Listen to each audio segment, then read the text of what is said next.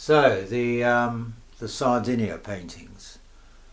It was back in 1996 that I met this rather gorgeous Sardinian woman in England, and we embarked on a long-term relationship, during which time she built a house, this one here in fact, near the village she was born and grew up in south of Sardinia, not far from Cagliari. And I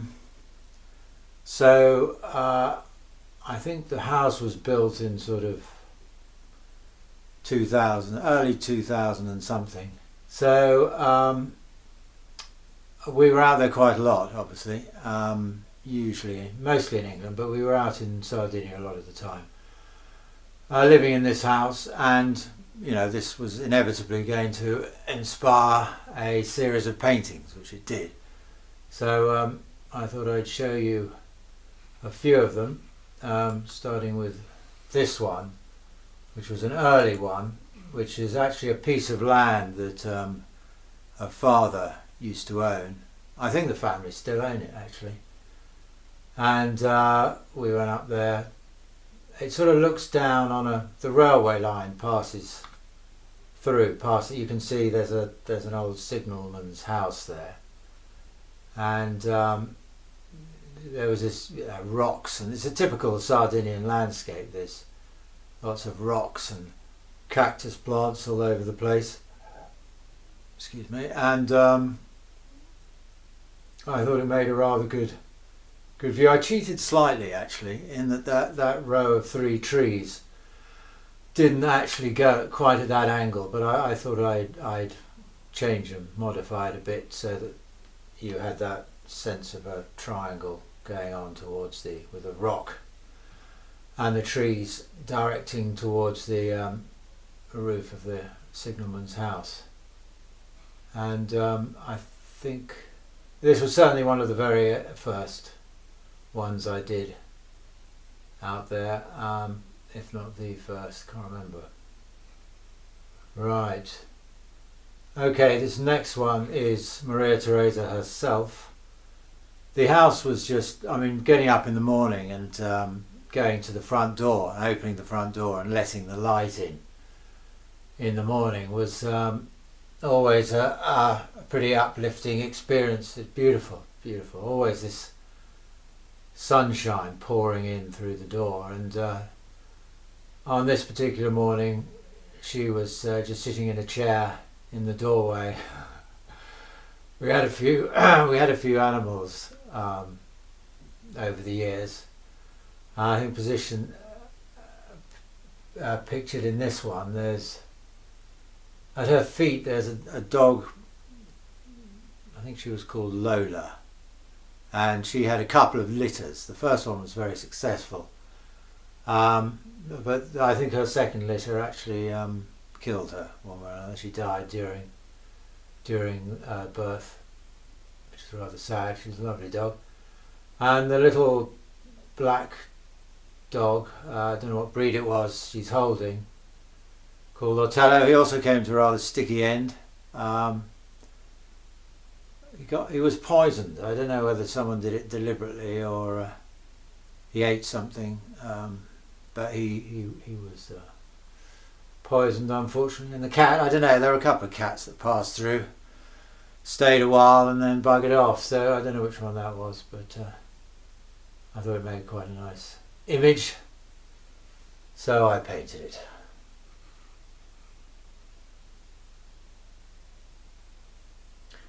Right, this one was on the land around the house. There's a lot of land. The house was in about I don't know, 8 acres. I don't know actually. They're called hectares out there, aren't they? So, but there was a lot of land around, a lot of olive trees, and a beautiful view out into towards the blue hills yonder, and her village actually up on the hill. You could see once we had a few of the trees lopped down. And this particular painting is of her older sister's husband, Erminio. She had about, I think, 8. Maria Teresa has about 8 or 9 brothers and sisters. Her oldest sister, this was her husband, and he was visiting one day, and he was out burning a few sticks, whatever, and thought I'd make a nice image. It was a very hot day, as there were many of them. It was probably in 1 July, and the dog was, we were given a couple, I think they were sheepdog actually, beautiful dogs, by someone once when they were puppies, and when they grew up it became apparent we weren't going to be able to look after them because we had to go back to England quite frequently. So we gave them to a local shepherd who gave them a pretty good life, I think. Right, this one was, a bit of an experiment with, loosening up the brush marks a bit, making them less specific, and just going for, colour and shape perhaps. And this was, there's a few fig trees on the land, and certain times of year in Sardinia it's a lot of the year it's very brown. I remember the first time I ever went out there, looking down from the aeroplane and thinking, my God, how do people survive on that island? It was just looked brown. But other times of year, it's early and late. It becomes very colourful when there's been a bit of rain, and so you get poppies growing. And so I had a sort of view of a field of poppies through a few fig branches, leaves, in the early stages of their fruit development. And so this was actually, I think, the first one in a evolving style that probably, started off a new approach, a slightly modified approach to painting, which I focused on for a while. And I think most of the Sardinian paintings are painted in this sort of approach. If you'd care to describe it. But I rather liked this one when I'd done it. Put it in a frame and hung it on a wall. So, still out there. Most of these paintings are actually still out in Sardinia. This one is, yes, this was quite a large painting actually. Probably about, I don't know, but quite large. 40 inches by whatever. And of a pomegranate. I've heard people refer to this as an apple, but it isn't. It's a pomegranate. It's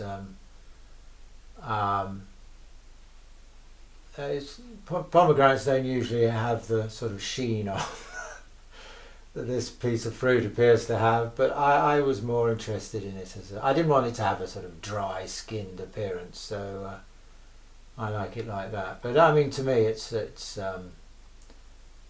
pomegranate. So and again, you can discern the sort of shapes of cactus plants around, and various branches, leaves and what have you, but it's quite abstracted in a sense, in that you can see the shapes, and I was more concerned with the impact of the colour and just the effect of standing and looking at that pomegranate hanging on a branch in the sunshine out there. Right, again, this one, I think probably January, February time of year, where there's a lot of wildflowers in the fields, and a lot of yellow and white around. And this is a sort of row of orange trees with it just surrounded by this carpet of yellow wildflowers, and a few white ones as well in the foreground, you may have noticed. And the sort of violet hills in the background, and they really are that colour. The shadows, you look into the shadows out there, and they're blue, or they're violet, I mean, quite obviously so. I mean, I exaggerate colour a bit, but you don't have to do it a great deal. It's nice to paint in this sort of light because it does give you license to really take advantage of the colour options. So again, this one is still out in Sardinia. You can get prints of all these on my website at www.briankingwebsite.com. G-clay prints, high quality, at extraordinarily reasonable prices as well. So might be worth taking a look. And this was again on her land near the house. She has a lot of orange trees out there. I think she's had a few chopped down, but this one, say on the land, different part of the land, different time of year. This was obviously closer to the middle of summer. No, actually later anyway, actually springtime sort of thing. We had a horse on the land for a while. A friend of ours had asked to keep it there. Called Alessandra, I believe, and yeah, Alessandra. So I think the horse stayed on the land for a few weeks or something, but and so I shoved her into the distance there whilst choosing to make these oranges the foreground and their relationship to the blue sky. I rather like that that sort of complementary colour setup. And again, yeah, the grass is very green still, and there are wildflowers around, so it must have been quite early in the year still. So here's Alessandra again. This time just chomping on some grass near the old signalman's house. Not the same one as in the earlier painting, but this one was near the house we lived in, and again, not in use obviously, but still there. And the horse obviously had free run of the land, and here she is chomping on the grass amongst the more orange trees. And I think the trees in front of the signalman's house are actually olive trees again. I think they're used as sort of different shaped ones where they're more sort of upright and used as sort of windbreakers, I think. There's a row of them along there, yeah. This one I rather like. It's this is definitely more midsummer, heading that way, at least. Yeah, there was a lot of grass around which needed chopping down at fairly regular intervals, and this was one occasion.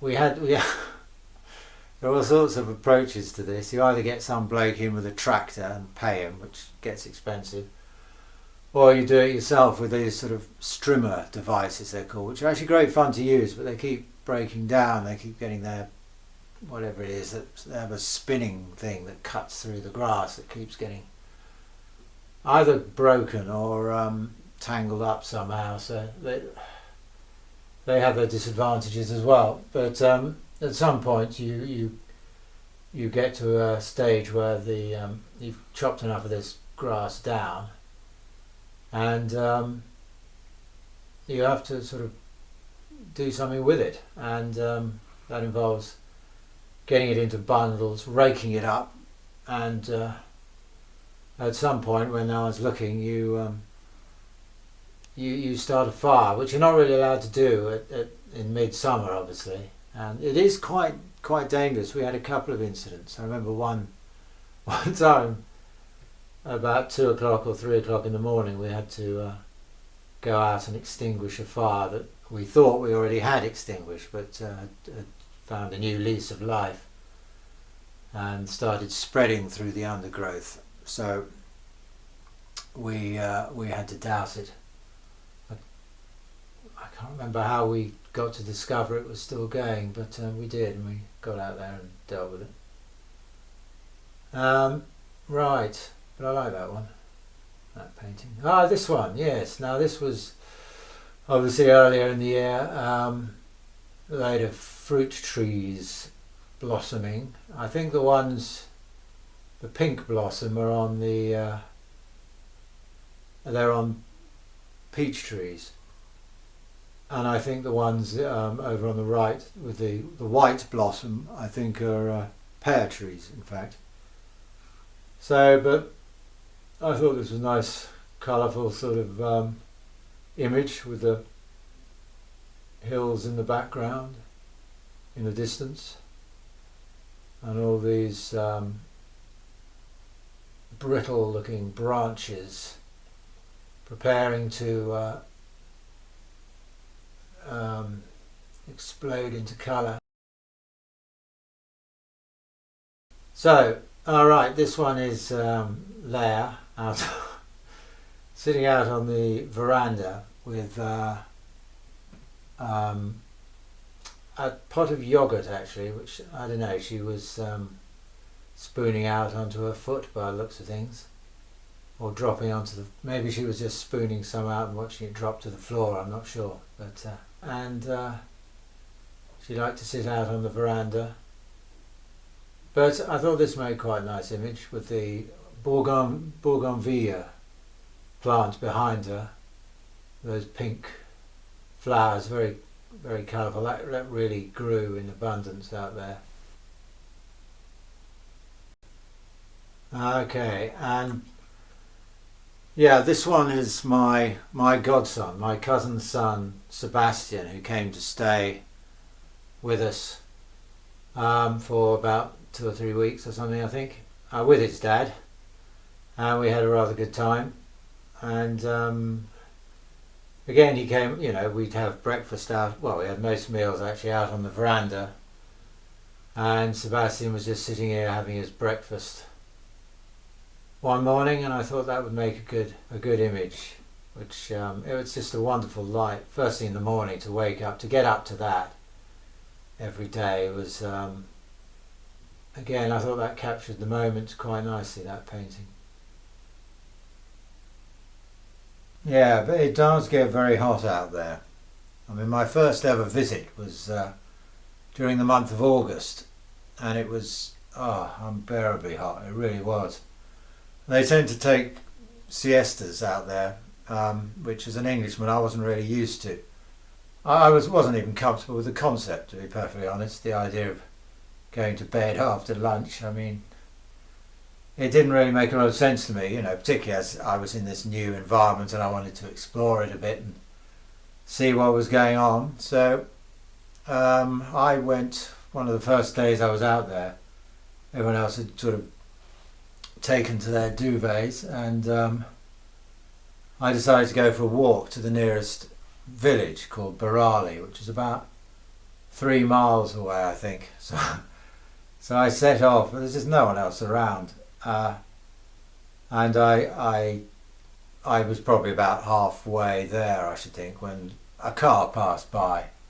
I remember them looking out at me as if I was, and I thought, have they never seen an Englishman before, or something of that order, and but I didn't think much more of it after that, and I got to Barali eventually and got back somehow, I can't remember how.